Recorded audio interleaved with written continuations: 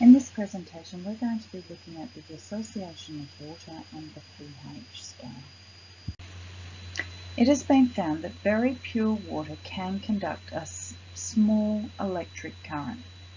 This is evidence that water can undergo what's called auto or self-ionisation.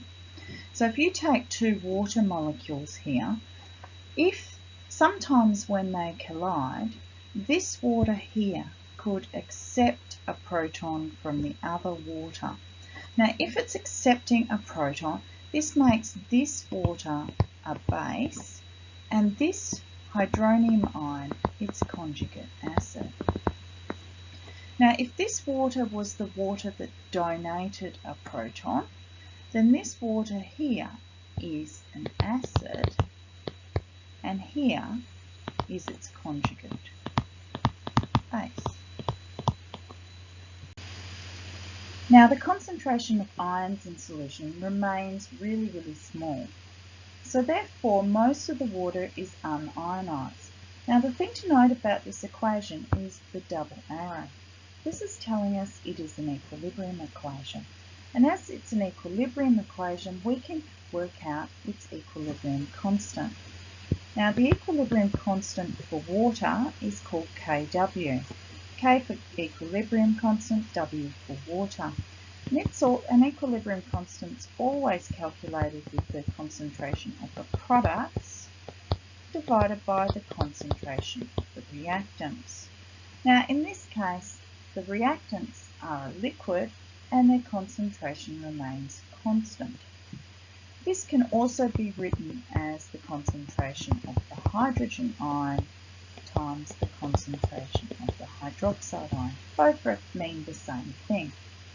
At 25 degrees Celsius, it has been measured that the concentration of the hydrogen ion is 10 to the negative 7 molar, and the concentration of the hydroxide ion is also 10 to the negative 7 molar. So therefore, Kw, we can calculate hydrogen ion concentration by hydroxide ion concentration, which is 10 to the negative 7 times 10 to the negative 7, which is equal to 10 to the negative 14 at 25 degrees Celsius. Now let's look at how we can use Kw. Sodium hydroxide can undergo dissociation to form sodium ions and hydroxide ions. So if we have a 0.01 molar solution of sodium hydroxide, then we have 0.01 molar solution of sodium ions and a 0.01 molar solution of hydroxide ions. Now this is equivalent to 10 to the negative 2 molar. Now let's use Kw. So Kw is equal to hydrogen ion concentration by hydroxide ion concentration. Now it's equal to 10 to the negative 14, always at 25 degrees Celsius. The only time that changes is with a change in temperature. So we can use this to calculate the hydrogen ion concentration. So the hydrogen ion concentration then must be equal to 10 to the negative 14 divided by 10 to the negative 2, which is equal to 10 to the negative 12 molar. Now this is pretty logical because we're in a basic solution and wouldn't expect very many hydrogen ions to be present. Now let's look at how to calculate for sulfuric acid.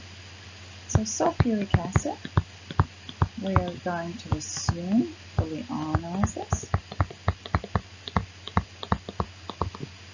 So if the sulfuric acid concentration is 0.005 molar, that means the hydrogen ion concentration must be 0.01 molar, and the sulfuric acid and the sulfate ions 0.005 molar.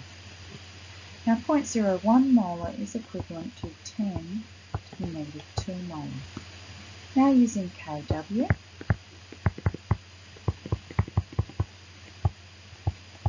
remember it doesn't change because the temperature is still considered to be 25 degrees Celsius, so it's still 10 to the negative 14, we can calculate the hydroxide ion concentration.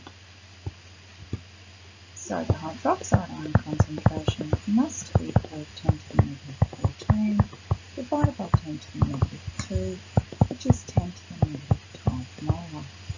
Now, this is pretty logical. You wouldn't expect a high concentration of hydroxide ions because we're in an acidic solution. Now, final example, you're actually going to need to get your calculator out. Hydrochloric undergoes full ionisation to form hydrogen ions and chloride ions. So if this is 0.05 molar, this will be 0.05 molar as well, and so will the chloride ions.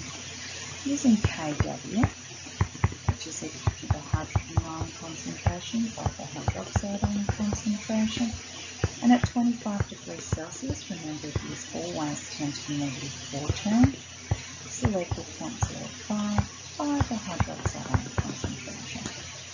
Therefore, the hydroxide ion concentration is going to be equal to 10 to the negative 14 divided by 0.05. Get your calculator out and try that. That comes out to 2 by 10 to the negative 14 molar. Once again, this is an acidic solution, so having a very low concentration of hydroxide ions is pretty logical.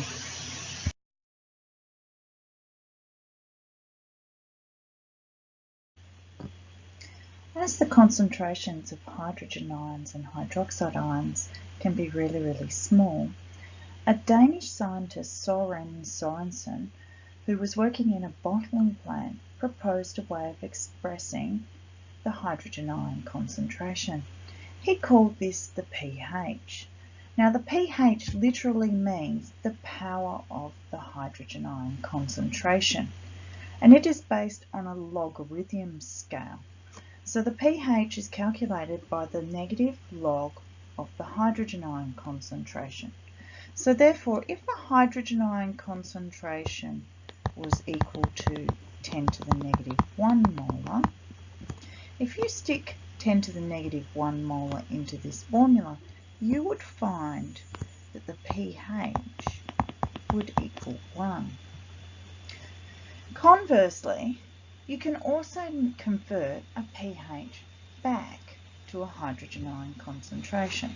So if we had a pH of 3, then we could use this formula to determine that the hydrogen ion concentration was equal to 10 to the power of negative 3 molar. I would like you to complete the table in the OneNote so that you can work out pHs, hydrogen ion concentrations, and hydroxide ion concentrations. Now let's try to do some pH calculations. So we know that hydrochloric exists as hydrogen ions and chloride ions, and if we want to calculate a pH, we have to find the power of the hydrogen ion concentration. So if the hydrochloric was 0.01 molar, and the hydrogen ion concentration must also be 0.01 molar. This is equivalent to 10 to the negative 2. Now this is a really easy example because if it's 10 to the negative 2, that makes the pH equal to 2. But let's try it with the formula. pH is equal to negative log of a hydrogen ion concentration, so it equals negative log of 10 to the negative 2, and substituting it into the calculator, you should find that it comes out to 2. Now let's calculate the pH of a sodium hydroxide solution.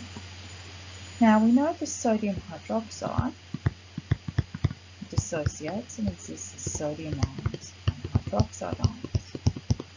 From this, we can work out that the hydroxide ion concentration must be 0.01 molar, which is 10 to the negative 2 molar. Now we're going to have to use Kw in order to determine the hydrogen ion concentration. So Kw is equal to hydrogen ions by hydroxide ions. And remember, it's always 10 to the negative 14 at 25 degrees Celsius.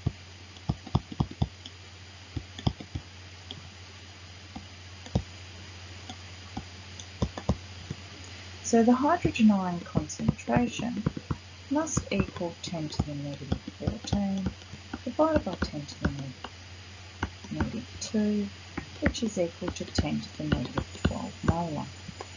Now, once again, this is a nice straightforward example, so the pH must be equal to 12. But let's practice using our calculator. pH equals negative log of 10 to the negative 12, which is equal to, guess what, 12. Now that previous problem can be calculated by an alternative method. Just as a pH is the power of the hydrogen ion concentration, a pOH is the power of the hydroxide ion concentration.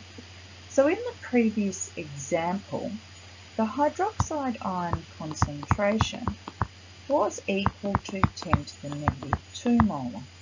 So we can find a pOH by going negative log of the hydroxide ion concentration. And in this case, a negative log of the 10 to the negative 2 molar would equal 2. Now we can use this to determine the pH. So if we know the pOH, the pH is equal to, in this case, 14 minus 2